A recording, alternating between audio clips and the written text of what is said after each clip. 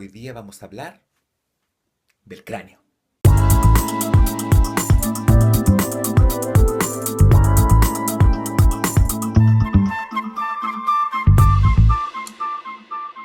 Hola, este es el cráneo.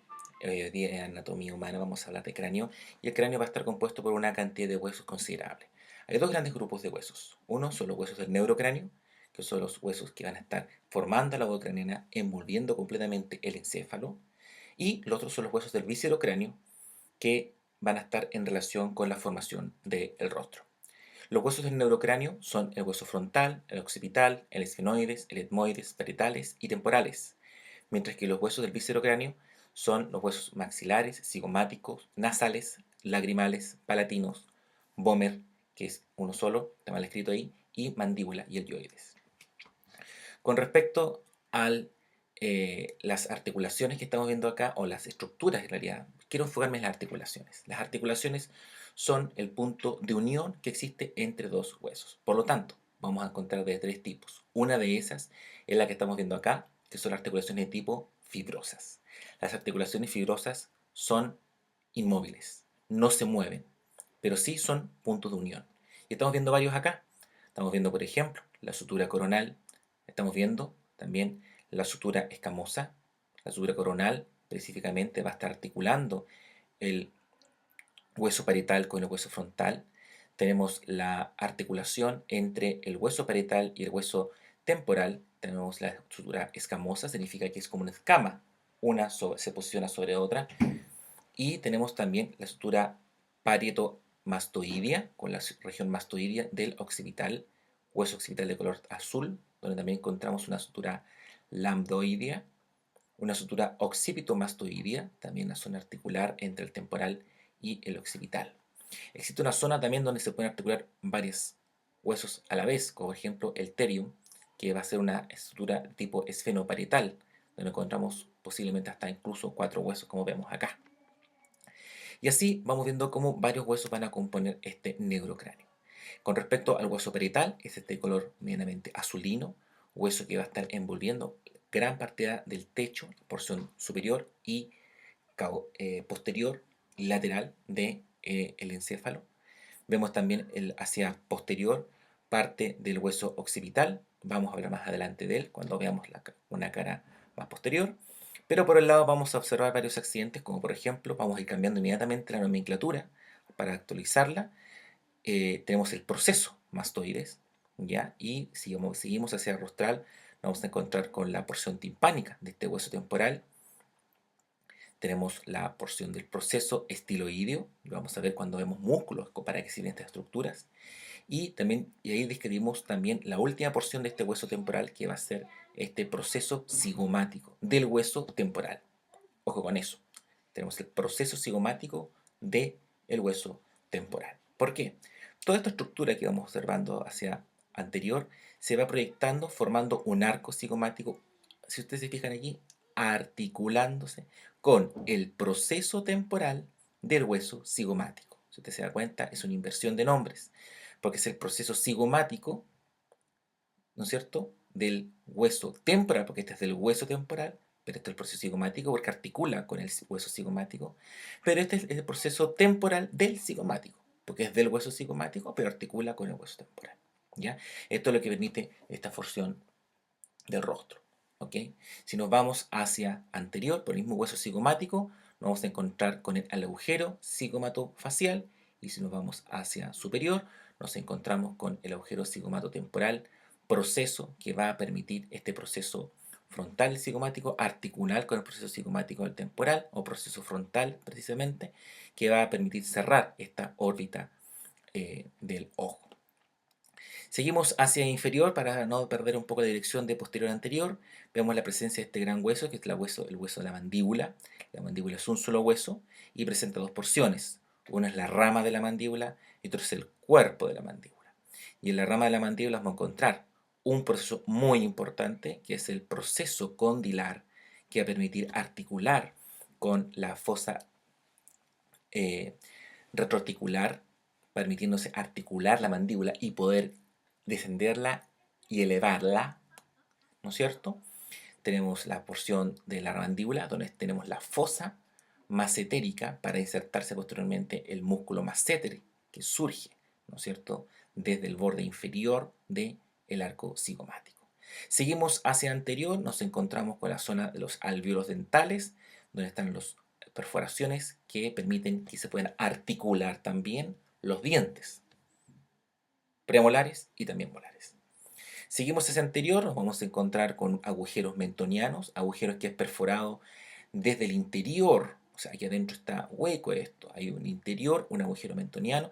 Vamos a ver una cara medial, posteriormente un agujero que va a estar perforando, ingresando inervación y irrigación para posteriormente también salir por este agujero mentoniano. Si nos vamos hacia rostral, nos encontramos con el hueso maxilar que va a permitir sostener, ¿no es cierto?, todos los dientes premolares y molares, ¿ya? Por lo tanto, este es el hueso maxilar. Quiero dejar la aclaración, el hueso mandibular. No existe mandíbula superior, es maxilar, ¿ok? Tenemos el agujero infraorbitario que va ascendiendo. Fíjense cómo la sola nariz no hay gran cantidad de huesos. Vamos a ver, explicar más adelante por qué. Y también tenemos el hueso lagrimal muy escondido en la fosa orbitaria, permitiendo alojar también los conductos de liberación de todas las lágrimas que se van componiendo. Vamos a explicar eso cuando veamos órganos de los sentidos. Hueso nasal, pequeño hueso nasal que está articulándose con el hueso frontal y el hueso maxilar. Hueso lagrimal que se articula con el hueso frontal, con el hueso maxilar. Vamos por la cara posterior.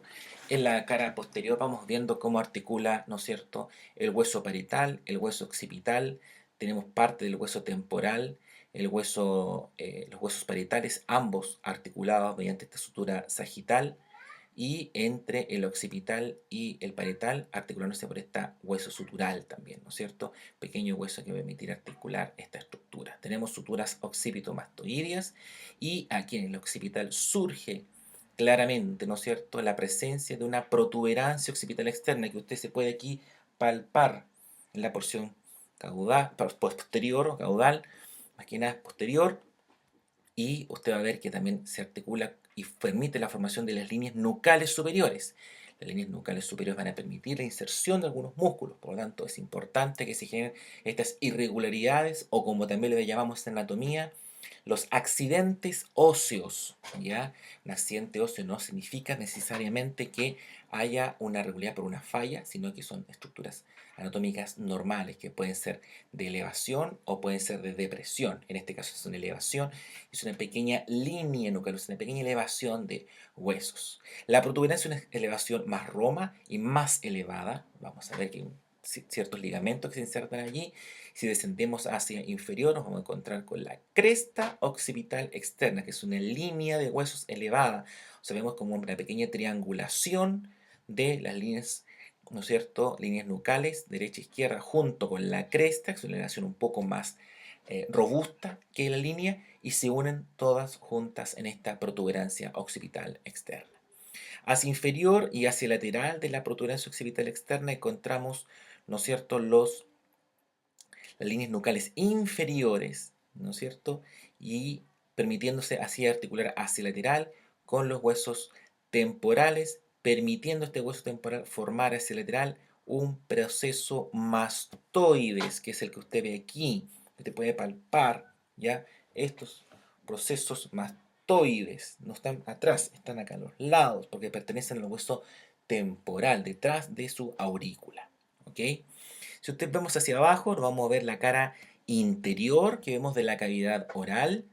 Vemos cómo está formado por un gran hueso palatino. Vamos a hablar posterior de un hueso esfenoidal y formado por una hilera de dientes, ¿no es cierto? Una gran hilera de dientes. En su interior, la mandíbula, aquí tenemos un agujero que lo habíamos nombrado anteriormente, que es el agujero mandibular que permite ingresar parte del nervio trigémino, que es el ramo 5,3, que es el nervio mandibular, ingresando también con arterias mandibulares y venas mandibulares, irrigando, inervando los dientes para emerger, ¿no es cierto?, por este agujero mentoniano.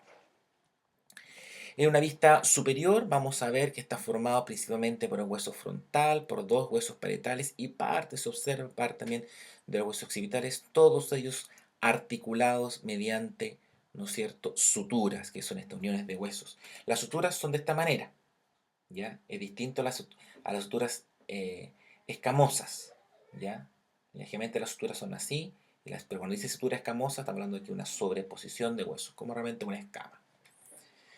En una vista inferior, no se asusten, es una imagen que puede generar un poquito de temor, pero yo les recomiendo que posterior al video usted haga un pequeño resumen por hueso de las estructuras que están etiquetadas. Aquí estamos hablando, vamos por anterior a posterior.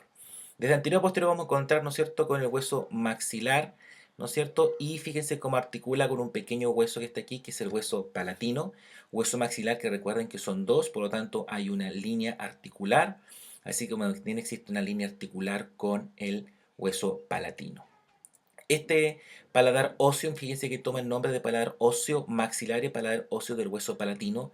Posteriormente vamos a ver cuando hablemos de faringe, vamos a hablar que existe una porción blanda que se llama paladar blando, ya diferente con el paladar óseo o paladar duro. ¿Okay?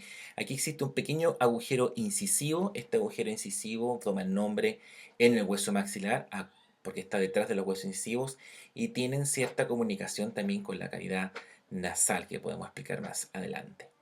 Seguimos hacia lateral por la misma cavidad oral. Nos vamos a dar cuenta que está en la disposición de los distintos dientes. En cada uno de estos dientes hay un agujero que está perforado, que recibe cada uno de estos dientes premolares y molares, que son los alvéolos dentales. Vamos hacia atrás por el hueso palatino, nos encontramos con la espina nasal posterior y articulándose, ¿no es cierto?, lateralmente con el hueso pterigoides. Fíjense que el pterigoides permite la formación de esta fosa entre, ¿no es cierto?, la lámina medial del proceso pterigoides y la lámina lateral del hueso pterigoides. Vamos a hablar después cuando veamos músculos de la masticación, nos damos cuenta que hay una relación muy importante con estas estructuras.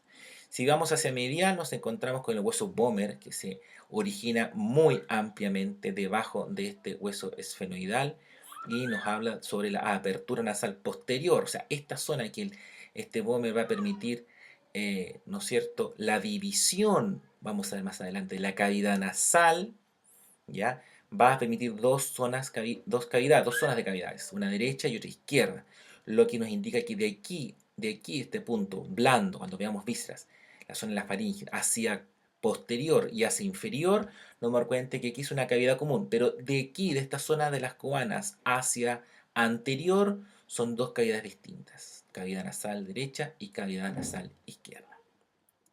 Si seguimos hacia la región del hueso temporal, nos vamos a encontrar, ¿no es cierto?, con el tubérculo articular, con la fosa mandibular, yo dije retromandibular delante, fosa mandibular, ¿no es cierto?, el conducto del músculo tubárico, el proceso estiloides y el agujero yugular, estructuras que vamos a ver por la cara inferior de este hueso temporal, que continúa hacia posterior con el proceso mastoides y la incisura mastoides. Finalmente nos queda también el conducto carotidio y el estilo mastoideo. También son parte de este hueso temporal.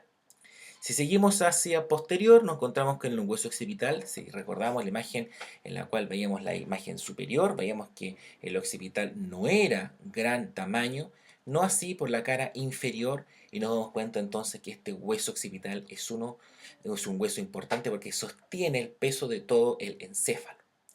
Este hueso es de los primeros huesos que en el desarrollo embrionario se desarrolla y tiene una vía directa que se llama de formación de tejido, o sea, de un tejido mesenquimal pasa a un tejido óseo en forma directa, no como otros huesos, por ejemplo los huesos largos, donde se forman lo primero un tejido mesenquimal, cartilaginoso y posteriormente un hueso.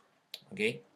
En el hueso occipital encontramos característicamente un gran agujero llamado agujero magno. Este agujero magno, lateral al agujero magno, vamos a encontrarnos con dos grandes cóndilos occipitales. Cuando hablamos de cóndilos, tenemos que pensar en una estructura Roma que va a permitir una unidireccionalidad de movimiento. ¿Ya? Por lo tanto, tenemos que el occipital va a descansar sobre otro hueso, que vamos a ver más adelante, que es una vértebra, y va a permitir un movimiento, ¿no es cierto?, de flexión y extensión. Seguimos por el hueso occipital para ver nuevamente la presencia de esta cresta occipital externa. Recuerden que termina en la protuberancia occipital externa y que se proyecta hacia lateral por estas crestas nucales, tanto la superior como levemente por la inferior.